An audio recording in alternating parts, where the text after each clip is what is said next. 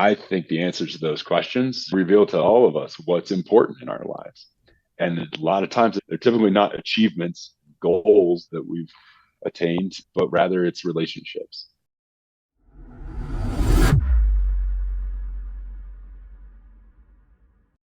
Aron Ralston, it's so great to have you here on the Learning Leader Show. Welcome, man. Yeah, thank you so much, Ryan. It's a real honor to even be considered someone that I who has something to share for your learning leaders out there. I'm really honored to be a part of this. Thanks. Well, your story is amazing, and I can't wait to get into it. I've studied the word passion a lot, mainly because you hear this Mm. advice follow your passion and do what you're passionate about. And your definition is more in line with the way I think about it. The quote is passion, that which I suffer, allow, endure, is done to me. What made you open your book with this definition of passion? Yeah, I appreciate it. It somewhat references the passion of Christ, the suffering that it's that we are here with a purpose that is somehow bigger than us, that even just as an individual or as an entity, as a being in the world and as part of the universe expressing itself. And so in some regard, there's something about it that's like it's not really even my choice as much as it's just that this is my path. And I probably explained that a little bit as a preemptive defense of what were you even doing out there? Why are you doing these things with your life? Like you realize it's dangerous outside. And so I offer that a little bit because it's always been, at least in my adulthood, who I am as in following that passion, being compelled by it. I mean, in some regard, it's even an addiction in a way, at least how I've had to manage it. So it's something to kick it off to say, all right, you're going to have some questions and you're going to wonder who the hell is this guy, but I'm going to lay it out there for you and say, and I'm far from perfect in my execution is obviously, I mean, it's kind of an irony, I think, that I've become known around the globe for what is, at least on some level, the biggest mess up that I've ever had in my Yeah. life. So, yeah, Yeah. Well, it's try to funny learn from it. the word passion. I like the Yeah. etymology of words. The word passion comes from the Mm, word passio, Passio, and that is defined as to suffer, comma endure. And so yeah. that's why I identified with that because when that advice is given, it really the question is what are you willing to suffer for? What are you willing to Hmm. endure?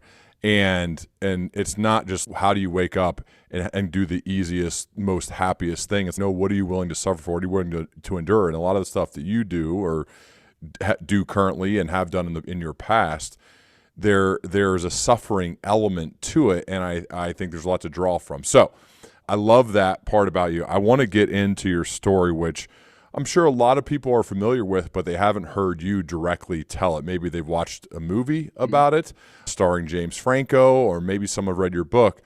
But to me, I was most curious to hear directly from you. So, can you take us back in time, Sure. Aron? It's April 2003, right? You're Hmm. canyoneering. Is that how you say it? Canyoneering in Blue Yep. John Yeah, you got it. Canyon? Yeah, just to set a little bit of context too, is that at that point, and this was 20 years ago, just about 8 weeks ago now that here we are recording in June, that it was the end of winter climbing season for me. I was at that point an amateur but highly engaged adventurer that I was working towards becoming a professional in that regard. And the project that I was working on at the time that had, again, in that sense of passion that had compelled me, it led me to quit my career as a mechanical engineer. I'd been working at Intel Corporation for 5 years.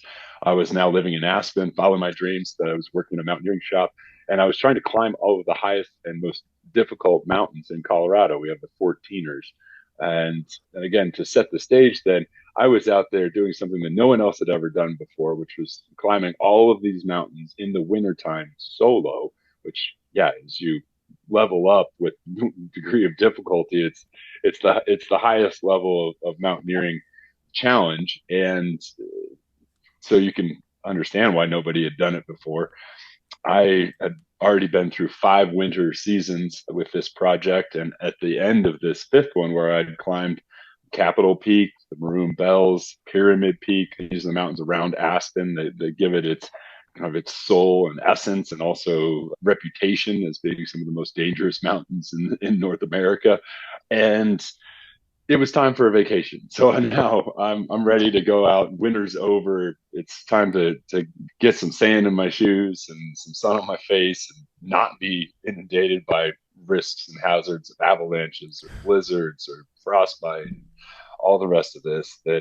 So I'm out on a walk in the park, and I had I realized that, yeah, you can kind of chuckle because I mean, a 15-mile bike ride followed by a 15-mile canyoneering descent in a matter of 10 hours or so. For a lot of folks, that does not exactly sound like a day at the beach, but that was for me gearing down quite a lot in order to just go out and have some fun, rebuild a little bit of what I had put into that winter of climbing. So I'm on my journey that day. Finished the bike ride. It's now noon, and I'm into the upper end of the canyon. Again, facing about 15 miles of hiking and descending through the canyon. I have ropes and gear with me. I come across two young women who are also out for an adventure. Megan and Christy are hiking along, and yeah, you see in the movie as people like James Franco comes along, and they're like, "Oh, it's James Franco." I had to work at it a little bit more to develop, but we did develop a very quick friendship. We're moving down through the upper canyon. They leave, and I tried to get them to come with me. They tried to get me to come with them, but they did about 5 miles of the canyon. I still had 10 miles left to go, but we planned to get together the next day. I was on my own then and get down to the lower slot of Blue John, which is about 7 miles from the beginning and still 8 miles from where my truck was parked. And I got to a drop off in the bottom of the canyon. So it's a slot canyon that's only really just barely wider than your shoulders, 3.5 feet across. And it's dropping away now in front of me about 12 feet down. And there are boulders that have been pushed by flash floods and moved by the geologic processes that are happening out there in the desert. But primarily, these floods will wedge the boulders between the walls of the canyon and then either create dams or in some cases little staircases, as had happened, that I was still at the top of this kind of cascade of boulders going down to the continuing canyon floor. And I began down climbing off of the bus tire sized rock that was wedged at the top of this sequence. So I was standing on it, then I'm draping my body over it. So I'm kind of hanging there. And in a moment when I'm at full extension and I'm only hanging from the boulder and my feet aren't touching the next rock in the series yet, I pulled that boulder loose and I fall to the bottom of the canyon. The rock is now loose and falling from my head. And in that moment, I won't put my hands up to try to protect myself, get out from underneath the boulder and save my cranium if I can, which I do, but I've exposed my hands, and the rock smashed my left hand just very briefly against the left wall of the canyon. It ricocheted. It smashed my right hand against the right wall of the canyon. It rebounded again. And in that moment where there was a gap that opened up between the boulder and the wall of the canyon on my right side, my right arm slipped into that gap. And then the constricting walls of the canyon tapered down in this kind of hourglass pinch right in front of my chest. The rock comes slamming down, becomes wedged between the walls again, just but 7 feet lower from where it had been. It's right in front of me, and it's ensnared my arm, crushing my forearm and my entire right hand in this gap, just impossibly small gap between the boulder and the canyon wall. This is where I realize not only the pain, but the adrenaline and the crisis of all of this. I understand that I'm in a really bad situation, and I lost control for 45 minutes, going into an hour even. I just thrashed against that rock. I tried ripping my arm free. I tried lifting the boulder. I just made it move. Why can't I make it move again? And it's all futile, and worse than futile, because I'm wasting precious limited resources, my body's energy. At one point I stop and I chug almost a third of the 1 liter of water that I had with me at that time. I started off with the 4 liters and about a gallon. By this point, I've drank already 3/4 of that, and then I'm now down to just 2/3 of a liter. I mean, we're talking 2 Coke cans of water left. At which point I understood, in the desert especially, it's just always in your mind. Water is life, and that's my life now. What's left in this Nalgene bottle, I can't afford to waste anything else. I have to stop. And that was where I really got to the first, I'm going to say maybe the first good choice that I made in all of this, because I'd been out there on my own. I hadn't told anyone where I was going. Nobody even knew what state I was in. Megan and Christy are the only people who know with any degree where I'm at. And then when I don't show up and they think I've flaked out, I just realized how severely I've messed up in this. But to be accountable for what the choices you've made that have gotten you into a place, and to retain the power that you still have by making new choices to maybe get yourself out. I was able to use kind of a basic crisis management protocol, reduced it to an acronym STOP, which is to stop and just breathe. Give yourself a pause, find a little gap between maybe the emotions, the thoughts, the adrenaline, the fight or flight response. Give yourself that little bit of a reset. And for me, then the T is to think, and it's the higher brain function, not the fight or flight response. It's to start brainstorming, problem solving, rational thinking. This is something, as a mechanical engineer, as I mentioned, my background, this is my wheelhouse. And so then the O is to make observations about your circumstance, come up with some options, and P, decide on a plan. So I start working through this and defining the problem. The boulder's on my arm, but how exactly is the geometry holding me there? How is my hand crushed? Can I lift the rock? Can I build an anchor? Maybe reflect some light up to a passing aircraft, or even smoke signals or something. I mean, there's no cell phone coverage. Even satellite phones don't work where you can't see the sky, the bottom of a 50-foot deep hole. And there are other boulders directly above me, just all but blocking out even visible sky. Other people coming along, maybe who might happen upon me, or thinking of intentional rescue and how that might play out. All of these options that are playing out. And even in that first few minutes of gathering my thoughts and trying to apply this problem solving kind of rubric, and this voice pops up in my head, and I just even said it out loud, dude, you're gonna have to cut your arm off. To which I replied out loud, like, I don't want to cut my arm off. It's not my go-to move, right? That, there's something wrong, how to get the knife. But it's like, no, I understood. And I think we all have that intuition that when we're in this moment, we know what is demanded, what is required of us, and yet we resist. We don't want to do that. And it's entirely understandable. And at the same time, it denies who we are as human beings.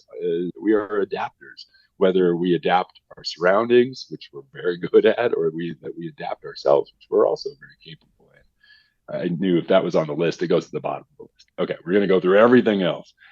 And so that first afternoon, the first night, I'm carving away at the rock with this multi-tool knife that I have, trying to remove enough sandstone to get my hand free. That fails. I mean, in 15 hours, working by headlamp through all the way to the second morning, Sunday morning, by that point, April 27th, 2003. And I removed half of a golf ball. But I'm going to have to remove more than half of a basketball in order to get my hand out of how it's trapped there. And so I just realized, that's going to take a month. Clearly, I don't have adequate water. It's the first thing. I've got maybe 2 days left to survive here. I set down in my carving tool and I move on, trying to now improvise a pulley system out of the climbing ropes and the rocks up overhead, and building an anchor. And 5 hours later, a 3-to-1, a 5-to-1, a 6-to-1 advantage, connecting crucically. I was skilled as a climber, as a search and rescue technician, as an engineer. I'm just going back to my training and doing what I can, except doing it one-handed and with only my body weight to be able to pull on the rope. But because I'm using a stretchable climbing rope, which is ideal of when you're up on the side of a cliff and you peel off, you want the bungee cord effect that doesn't snap your spine. But in this case, as I've made the analogy, it's like trying to lift a bowling ball with a rubber band. It just keeps stretching and stretching and stretching. So I'm better off putting my hand under the rock and trying to lift it than with all this rigging that I've put up. So that option fails.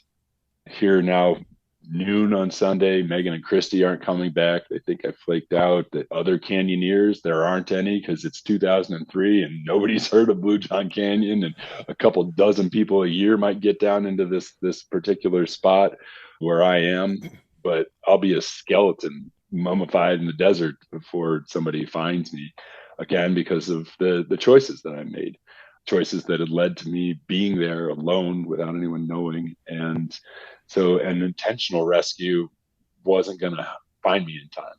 By the time, as it would work out, my roommates, my manager at work, ultimately my mom would all be involved in the search and rescue operation. But that, as opposed to my winter 14er mountaineering project, where I would always leave a detailed itinerary and a note that said, here's my vehicle information, where it's going to be parked. If you don't hear from me by this time, hey, roommate, hey, mom, call this sheriff's department and they'll send out vehicles. They'll start the search and rescue process. But just having totally miscalculated the possibility of risk or some kind of calamity. Yeah, why didn't you tell people? Did you? Was this just because it was a walk in the park? Is that why? Yeah, because for a walk in the park, I don't need to tell anybody. Yeah, it was for me the equivalent of, I think, what most people would feel like, oh, I'm just taking the dog out for a bathroom run. It was just, this is so not the things that I was undertaking tremendous risks in doing. And to think too, the kind of just the freak nature. It's every day that you hear about somebody getting trapped by a rock, and it just isn't even in your mind that could be the thing. I figure, a sprained ankle or even a broken leg, I can get myself out of the wilderness, even if something happens. And yet here, realizing, whoa, I just never could have foreseen this. But again, it's to come back to, okay, so those were the choices I made. I'm in this. I've created this. I also then, by retaining that accountability, by taking that responsibility for what I've created, I have the power to create something different. And I'm working through, nobody's coming. That means I'm here. I have to get myself out on my own. And now we're down to that last option, to cut my arm off. Did you ever consider, I mean, this, not to go dark, but killing yourself? No, it was not immediately at this point on Sunday afternoon on my radar, but it would be within the next 24 hours that I was there, because of course, at the moment where, even by Sunday afternoon, I've been out there in the desert for 30 hours on my own. I figure out a tourniquet. My mindset is shifted from, I don't want to cut my arm off. Well, okay, if I'm going to do this, how can I mitigate some of the issues that are going to potentially arise? Blood loss being a big one. I'm 8 miles from my vehicle, 60 miles from that point out these winding, washboarded dirt roads that anybody who's been out in southern Utah, there's a lot that's just incredibly remote. Some of the last places even in our country to be mapped, as it were, the hideouts for Butch Cassidy's Wild Bunch. That's why this area I was in is kind of colloquially known as the Robbers' Roost, because it was the farthest away place where they could go to, and the vigilantes couldn't really chase them down. So to say now, okay, I'm going to try to cut my arm off, but I understood that even just pressing that knife against my arm in those moments, that it was a slow act of suicide. And so this is where kind of realizing, oh, if I cut my arm off, I'm going to bleed to death before I even get to my truck, let alone. And here I I have this kind of like perverse sense of humor in a way, because I was chuckling, why did I have to buy a stick shift? I'm standing there at the rock and just cursing myself and laughing. Of course, that's how this is going to end. It's like, get out of here. You make it all the way to your car and you're like, I don't have a right arm anymore. Yeah. Upside down in the desert in an explosion. So at that point, knew that I was I was now not just in the bottom of the canyon, but I'm in my grave. I'm going to Yeah. die here. And it would come back, that idea of considering suicide, but because I knew it was going to end, it's going to end really badly, and why wait for it? But I prayed. The way I was trained to get in touch with my guidance and intuition, and I don't mean to proselytize, but I say for anybody that whatever it is that you do, if it's through meditative work or just going to your happy place, finding clarity, that do that thing, practice it, like be ready to apply it, because that's what you're going to have when you end up in a situation. And I used that tool to find a resolution that I was not going to take action against myself. I was not going to cut my arm just enough to bleed to death on purpose, that I was going to see this through to the end. And that resolve was ultimately, it became this enormous source for me, because all right, I am applying myself. I am committed. It's 3 o'clock. Nobody's coming. Nobody's going to happen to find me. I'm going to be dead here long before someone locates my body. And so what do I have left to do but to look into this video camcorder lens and start saying my goodbyes?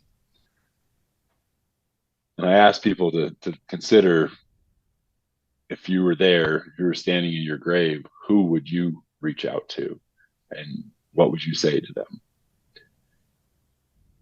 I think the answers to those questions, they certainly revealed to me, I think they reveal to all of us what's important in our lives. And a lot of times it's not what we perhaps have oriented our lives towards. That they're typically not achievements, goals that we've attained, but rather it's relationships. Because that was what I found myself immediately speaking to, is whoever finds this tape, get it to my parents. I list their names, address, phone number.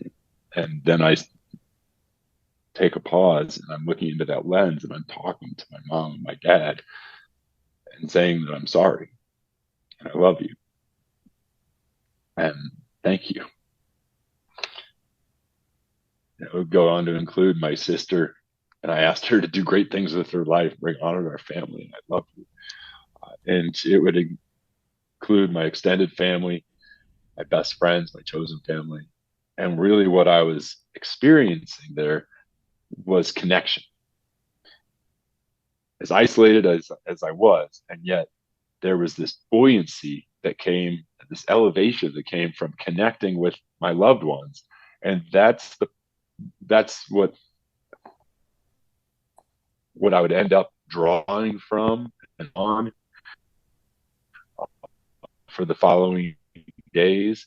It would be resolve to see this through, and it all kept coming back. And I emphasize, and I want to I guess reiterate this, is that for leaders especially, that knowing what is important both to you and to your team, to others, that by being in touch with that is your ultimate source for everything else that you're going to need. The movie, to come back to 127 hours, there's a slogan they came up with, that there's no force on earth more powerful than the will to live. Which, okay, if you're going to have a slogan for your life, that's not bad. But what I was really experiencing, though, is that there's no force on earth more powerful than the will to love. And that's the point, that if I could edit that, because that's what keeps us going.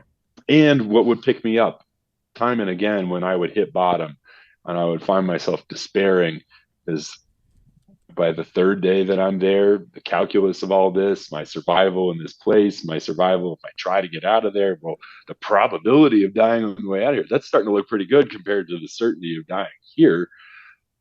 So why not go for it? I even tried cutting in my arm, and the knife was too dull. It couldn't even cut the hair off my skin. So I'm like depressed and despairing. But I would turn that video camera on through that lens, connect with my family, the memories of a life well lived, and all of the relationships, the family vacations. It would rebuild me. And I think what I learned from that is that you cannot simultaneously hold a profound despair in your heart and profound gratitude. That as you can curate gratitude and cultivate that, it will actually displace these other darker negative emotions. And I would do that, even understanding and becoming aware of this is what I'm doing for myself right now. Okay, here's another low point. Get the camera back out. Think about something that you're grateful for. Tell that person and that he's on the other side of this camera, watching this. And it was not just reliable, but it became my lifeblood, Huh. my In a source way, it of, was your because way to connect with your loved ones, a way to talk to them, yeah, even though you yeah. couldn't. But what was it like watching the videos after with them? Mm. Did you watch them together? What did you do? Yeah, I would end up sharing with my parents first, and then many of the friends who I spoke to. My sister also watched it. Ultimately, I would even end up sharing it with Danny Boyle and Yep. Dave Franco and the film team, and so that they could recreate it for the film project. But that it was the emotional completion of being able to say the most important things to those most important people. I said, now I actually got to do this together and know I'm alive. This isn't a funeral that this is a part of. It's truly a celebration of life. And What was it like uh, with your parents, with your loved ones? What were those? I can't even imagine. well, I think you can understand that the messages that I was expressing are the most heartfelt things that you can express. And Yeah. so that's profound, and it's bonding, and it's the kind of thing we're hugging and crying together, going through a box of Kleenex. The other thing that is happening is that it's a video that I would shoot for a few minutes, a couple times a day, and over the hour of then footage that is compiled on that tape, it's essentially a time lapse of watching someone die. Yeah. And that is traumatizing, no matter, especially if, like, oh, that's my son. No, for my mom, it ended up, I think, on the plus side, reinforcing the love and the connection that we have. And on the other side, it was something that she ended up having to go through a lot of therapy and even hypnotherapy to effectively eradicate memories of having watched that, because of what that aspect of the experience. You're hearing my voice as I become more and more severely dehydrated, elevating in pitch until it's almost an octave and a half higher than what my normal voice is. You're watching my cheeks sinking in as I'm losing 7 pounds per 24 hours that I'm there. And so it's each day there's less and less and less of a human being on the screen. And that all of that put together, yeah, I think you can imagine. That's why I don't share it. It's not publicly available. You can see the first 30 seconds of it that I did give to NBC and Tom Brokaw. It's the Desperate Days in Blue John Canyon, Dateline documentaries. You can see it. It's real. It's there. And then why the rest of it is not, because I'm not going to have that out there where it might re-traumatize my mom at some point when it pops up on the internet again or something. Have, So when's yeah, the last time you watched them?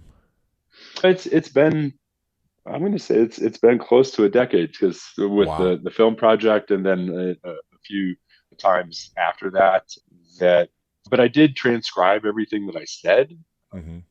into my book. So the important part of that is that in any situation that you find yourself in where you're feeling out of control, you're ungrounded, where to go through this process, to breathe, to recenter yourself, to come back to ground, and then to tap into your motivation to whatever it is. And that's what I was doing, and would come back to time and again. That's how I was surviving. As the clock rolls 72 hours out there, and now I realized, light bulb moment. Oh, I don't just have to try to saw into my arm. I can actually take that knife like a dagger and and you hear the sound effect from Psycho. Of course, I stab myself, and it's comical to me almost, because I actually got through my skid. I like, this was euphoric. This was progress. I'm gonna get out of here. Except I understand that the knife touching the bone inside. I'd sooner slice through the boulder than to cut through the bone. To end up in this situation again, like now finding a sub basement of depression that is even below the bottom that I thought I had already hit. It was by connecting once more and coming back to my family, my loved ones. Okay, I'm going to hold on. Yeah, I've got an open wound. Now the option to just cut a little more is right there. But no, I'm going to see this through to the end. Day 4 turns to night 4. I've day 5, I've more than doubled the amount of time that I was. Yeah. Night. I can't even Yeah. imagine. What were the nights like? Did you sleep? No, No I sleeping was at all. unable to sleep, even Ever. just like a momentary lapse of muscle structure in my body would cause my arm to change position. And if I slouched by torquing my arm, the pain would spike. This is a constant feeling of having my forearm was crushed to the width of my pinky finger, the a sixth of its normal span.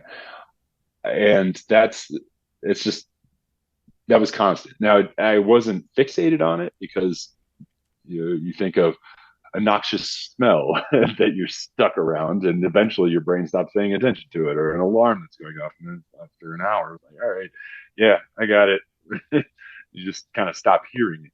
So for me, if so long as I didn't change positions, the pain would kind of fade into the background, despite being like the most severe pain I'd ever felt in my life. But I had accepted it. All right, there's nothing to do about it.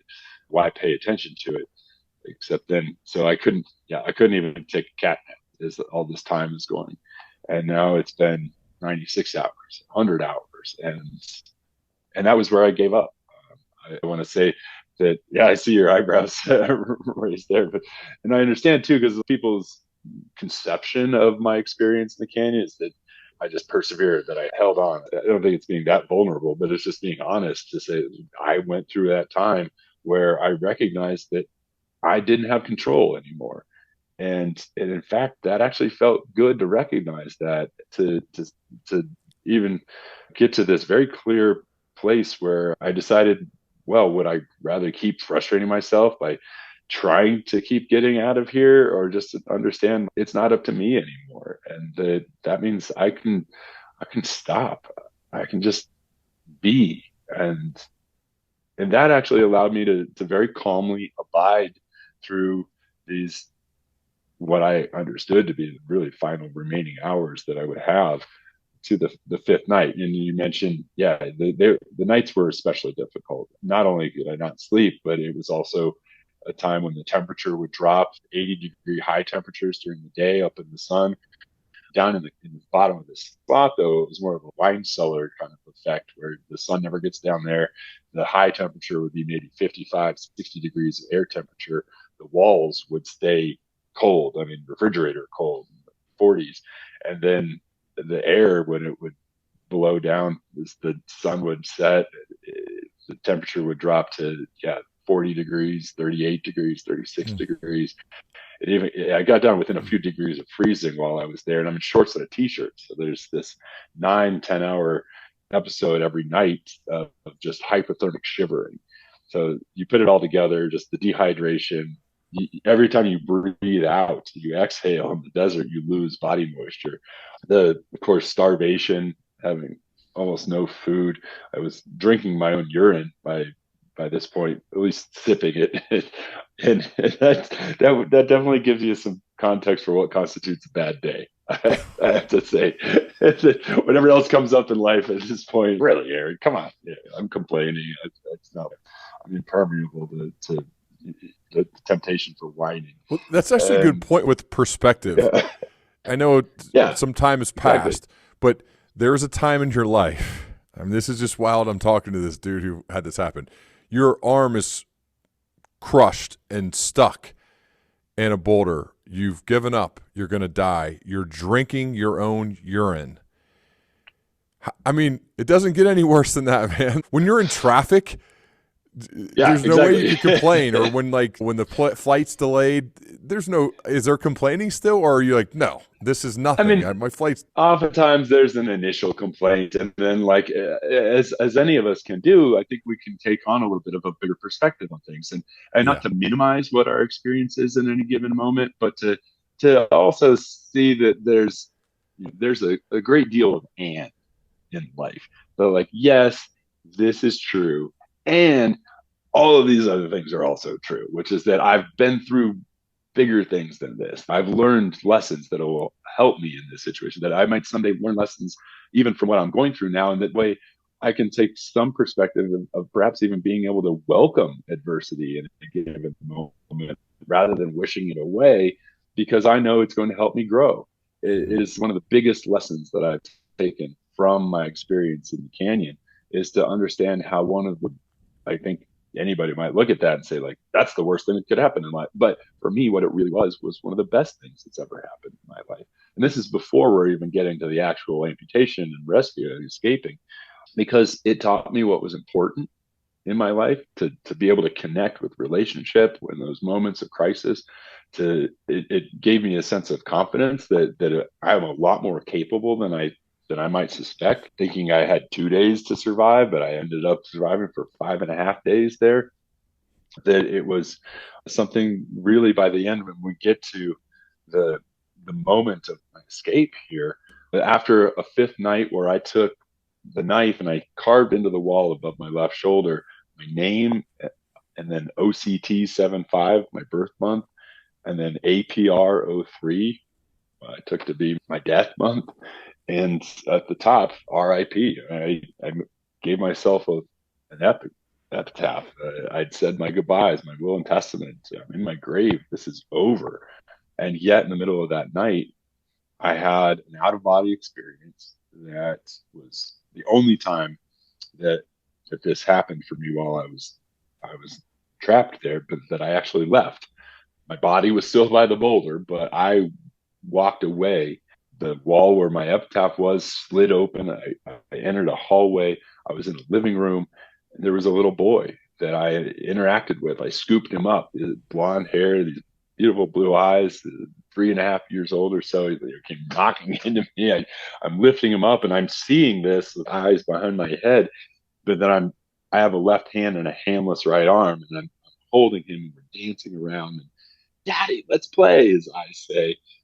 And this, I'm not a mystical person, but it is absolutely the most mystical experience I've had in my life that got me through the night that I had said I was not going to to see the dawn on the other side of.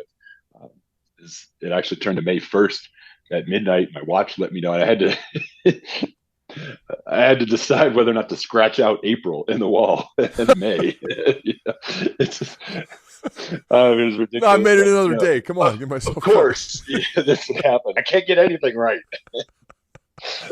Wow. But that was how convinced I was. I was going to die. I was not going to see the dawn. I left April there because I didn't set out. I'm not going to see the dawn. But that little boy helped me to get through that last night, to see the dawn. 124 hours of being out there in the desert, 125 hours, 126 hours. And I knew, as much as that was a vision of a future son that I would someday have and I would meet him, that meant I had to get out of here. This was not going to be the end of me. I was convinced of that. And how can you cut your arm off with a knife that's too dull to get through the bone? You can't.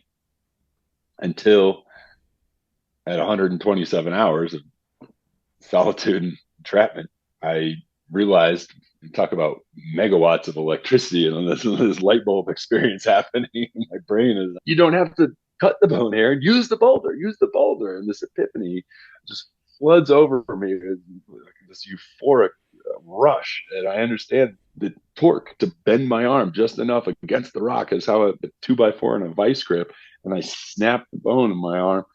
It is not the kind of thing that most people will respond to with a smile. And yet that is exactly how I reacted. It's that I'm beaming now because that's it. I just solved this puzzle. That was the riddle. And then I understand, actually, there are two bones in your forearm.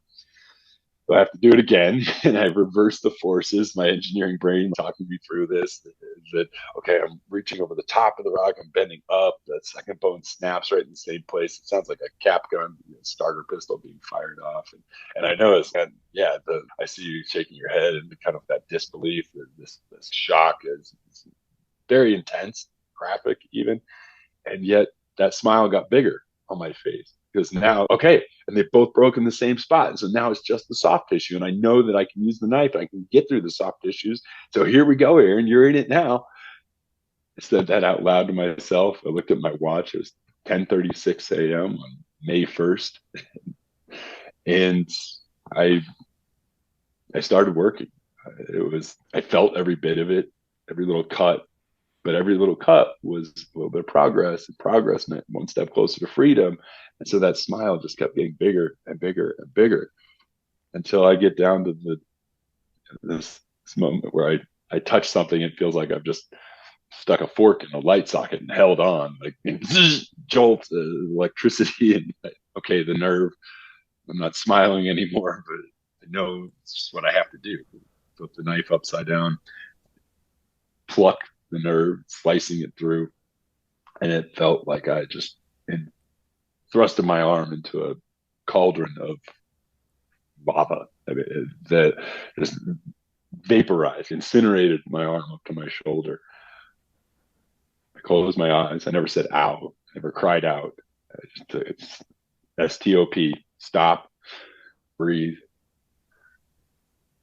And when I opened my eyes, I was smiling a world record size smile because I've gotten through the crux now, and it's just down to the last little bits of skin. And as I stretch my arm, I have to put tension on it to get to that. You have to stretch fabric to cut through. The last piece of flesh gives way, and my entire body lunges backward. My feet catch me, having moved from the first time in 6 days out of the spot that I've been standing in. And now I'm standing in my life again. I stepped out of my grave there. That's when I almost collapsed, not from the pain of this, but from possibility. I think it's the most powerful moment that I've ever experienced in my life, because every moment of my life was now right there. Joy, pleasure, happiness, delight, everything that is and ever was and will be good about being alive was right there for me. I've got my tourniquet on. I put my arm into the empty camelback backpack that I had, this little smaller backpack that I carried inside my other backpack. That becomes the sling for my arm, strapping my arm to my chest. So just rudimentary first aid as I was trained and again, search and rescue, just, wilderness medicine practice. I've done what I can. It's time to get out of here. But before I left, I got my camera out and I held it up in front of me, not facing myself, but facing what was in front of me. And there was the bloodied stump of my hand sticking back out. You could see the bone ends visible, the blood going down the wall. But that was trash. It was just good riddance. That thing was going to kill me. Done with it. And the real reason I took that photograph is I said out loud as I pushed the shutter button, "Thank you, the Boulder." And talk about gratitude and how that can shift our perspective, is that even in that moment, and it was not contrived, it was just what I did. It was the genuine expression of what that experience was for me. To realize that that boulder had just shown me things that are so powerful that I could be smiling as I'm undertaking the most horrific thing I'll ever do to myself, and that I was grateful for it. I think someone who can find gratitude for the worst thing that's ever happened to them, the biggest mistake that they've ever made, if you can find your way to gratitude because of that experience is ultimately giving you in your life, helping you to grow, to mature, to learn lessons, to create opportunity, to build confidence that I can do this, I can move through adversity. And it has defined how I look back at that experience every day since. And to understand that I was smiling and that I was grateful for it. Yeah. But you're not done yet, though, right? You still could bleed to death. You're not done. I was still definitely going to bleed to death. But at least I wasn't going to bleed to death in that spot. What happens next? Yeah. I start moving out of there, and of course, I'm pretty revved up, adrenalized. I'm doing this. I'm out of here. I'm dragging my rope along. I'm bashing there's still a twisty, windy, dark, deepening slot canyon, technical climbing in front of me. And for 15 minutes, I'm winding my way down through to move less than 100 yards. It takes me a quarter of an hour until I get to the end of the slot. And the way that this slot ends is kind of Indiana Jones, the Temple of Doom style, where you come out of a hole in a wall, and I'm 6 stories above the continuing canyon floor in a on the in the side of a box canyon. So I've come out on a ledge that's about the size of a queen bed mattress, and this is the big drop rappel. It's why I have my rope. So I rig up the rope. I send it over the edge. I look to the heavens as I've got my belay device, rigged up, and please, if I'm going to pass out, don't let it be in the next 30 seconds, because at the bottom of this 6-story drop, there was a pool of effluent from the most recent flash flood in the canyon, which had gathered up all kinds of things that were decaying and decomposing, and it is just this black, nasty pool of sewage. And at the same time, I'm looking down there thinking, that's a big old pool of not my own urine. I can't wait. And I get down to there. I drink almost a gallon. I fill up almost another gallon. And now I was on my way out of there. But I knew at least if I was going to die on my way out, again, I wasn't going to die back there. And every step of this is taking me closer, maybe someday to seeing that little boy, getting back to my family, getting a hug from my mom, and just no stupid mistakes. That was my mantra for every step I took. And I was still losing blood. And this would go on for 3 hours, 4 hours, 5 hours after amputating my arm, until I've hiked over 6.5 miles, but still have a mile and a half to go to get to my vehicle. And I come around a canyon, and I realize that in front of me, about 100 yards ahead, is a family, mom and dad, their 11-year-old son. They haven't seen me. I've come up from behind them. They had been hiking in to see the Great Gallery, which is protected by the Park Service, in Horseshoe Canyon. So Blue John drops into Horseshoe. And the Barrier Canyon pictographs, these paintings on the wall, might be 5, 7, even 10,000 years old. Not of any consequence to me as I'm hiking, other than, oh, there's the Great Gallery. Okay, I've made it this far. Keep going. But this family, they offer me a little bit of water, 2 Oreo cookies that I eat, a banquet feast, and that sugar is picking me up. All right, let's go. And they're like, wait, but you're bleeding. Yeah, I'm bleeding to death. We need to get out of here. Come up with this plan. The mom and the son will run ahead, because there were, by that point, rescuers who had found my vehicle at the trailhead, had even talked to this family and said, if you find him, help him out, try to get him back here. My heart's jumping up to 220, 250 beats a minute. Like, it is exploding in my chest. And I realize I'm dying. This is it. And I try to say that to the dad. And Moab, the hospital, is 15 minutes away. So the convergence of all of this, where I'm bleeding to death, the helicopter's running out of fuel, and the distance to get to the hospital. But I get to the hospital, I get to the trauma room because of my mom, and not just what I had done to get out, but what she had done to lead this whole rescue operation. In less than 25 hours, they went from not even knowing what state I was in to locating my vehicle, launching the aircraft, and getting me out of there with not a minute to spare. Oh my goodness. I so appreciate you not only telling the story, but telling it with such detail and care and emotion. And I'm sure you've had to tell it so many times, but you're such a pro, and you just go right back into the moment, man. That means a lot. I could imagine maybe getting tired of it, and you just don't seem like it. You go right to the moment. It shows to me, at least from my perspective, that you have this deep care for others, and you want to share the lessons learned from that experience that you went through. And it's more powerful to actually describe it moment by moment than just saying, yeah, I had to go down there and cut my arm off and come out and, hey, let's respond better to adversity. It's like, no, going through detail by detail and talking about relationships and love and the videos and giving up and then coming back. I'm so grateful for you, man. Thank you for doing that. I appreciate it, Ryan, and I hope that the audience here is also able to connect, because it's not just about a guy out in the bottom of a hole in the desert. It's all of us in our lives.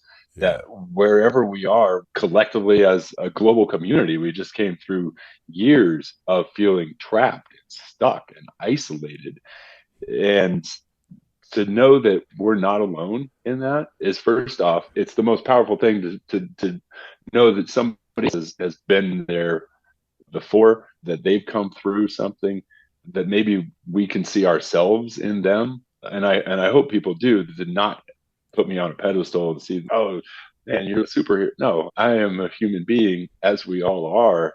And I find that if I'm capable of this, that we're all a lot more capable than we might suspect of ourselves in our lives. And I hope that wherever people are, my amputation was not the first or the last boulder that I've experienced in my life, that it's been being bullied when I was an adolescent and how that affected me, my gateway to anxiety and depression as it became, which I've dealt with for most of my life, that I still work with today. It's part of who I am. It's not all of me. And that I've been through all kinds of loss, relationship loss, ended relationships both before and after, and including my marriage. So there's divorce in there. 4 years ago, my dad was diagnosed with pancreatic cancer, and he had about 6 months left. And I go through this litany to say these are typical. We are all going through all of this all the time, and it is up to us to make a choice. One of the legacies that my dad left for me is really this thesis that yeah, we don't get to control what happens to us in life, Aaron, but we do get to control how we respond. And that choice, that is the empowerment. That's the mindset that whatever it is that's happening, we get to choose how we see it. That nothing is good or bad so much as what we make of it. And that is our superpower. And again, to come back to it, if we can take these boulders, not only experience them as burdens, but also experience them for the gifts that they bring us, I believe that with especially the love of our relationships, we can transform anything, any of those boulders, into blessings in our lives. Not to be naive and say that they don't come with their dark side, but don't forget that they come with their light side too. No boulder can only be all dark. Wow, man. Thank you again. There's more here for people, I think, to check out. Your book is called Between a Rock and a Hard Place, which then became the basis of the motion picture 127 Hours, which went on to win a number of awards. An amazing movie, an amazing book, which stems from obviously your amazing life. And I appreciate you also being so vulnerable with all of that. The fact that things, not like they're perfect afterwards either. There's still boulders for you to deal with, and they don't necessarily go away, and you're actively doing that. So thank you again, Aron, for doing this. I would love to continue our dialogue as we both progress. This has been so much fun for me to just hear and see you tell this story. I appreciate that, Ryan. Thank you for the opportunity to share it. It popped up in my mind too that one of the biggest boulders in life sometimes is, I think most parents can can relate with, is also just being a parent, and your kids are the greatest gifts that life has to offer, and like the biggest challenges. Of course. Speaking of that, you went on, right? You have this thought of, I got to live. I'm going to have a child. And then it happened. Yeah. I mean, I can't even, for anyone, that moment when you have a child, obviously it changes your life. It's the greatest thing of all time. What was that like, man? I saw this. I'm cutting my arm off. I saw this thing. I mean, I can't even imagine. Well, and to come through to now where on the 20th anniversary of my entrapment and being out there in the desert, I got to take both of my kids to the canyon to climb down into that spot, to stand where the boulder still is today, to have them taking pictures of me taking pictures of them, all of us together, and to kind of introduce them to this place where, of course, I first met Leo, my son. We named him. He is the courageous little lion who showed up for me to get me through that night I wasn't going to see, and my daughter Elizabetta, and the fiery, fierce strength that she has, and just how I know if it were to all happen again, I would cut my other hand off to get back to them, to protect the relationship I have with them. It's really where I see myself as being a leader of my family, mm-hmm. and dedicating myself in service to them, applying these lessons of, okay, life is hard and we are moving through it together as a family. This is how we're going to do it. We're going to repair when we mess up, and we're going to keep growing. And that's something that I feel, I hope people can relate to it again, as far as their access point into this story. It's that whatever you're facing, you get to make choices about what you're going to do with it. Yeah, so good. Thanks again, Aron. As I said before, I'd love to catch up again, talk more, meet up in person. It would be really cool, man. Thank you. All right. Thanks, man.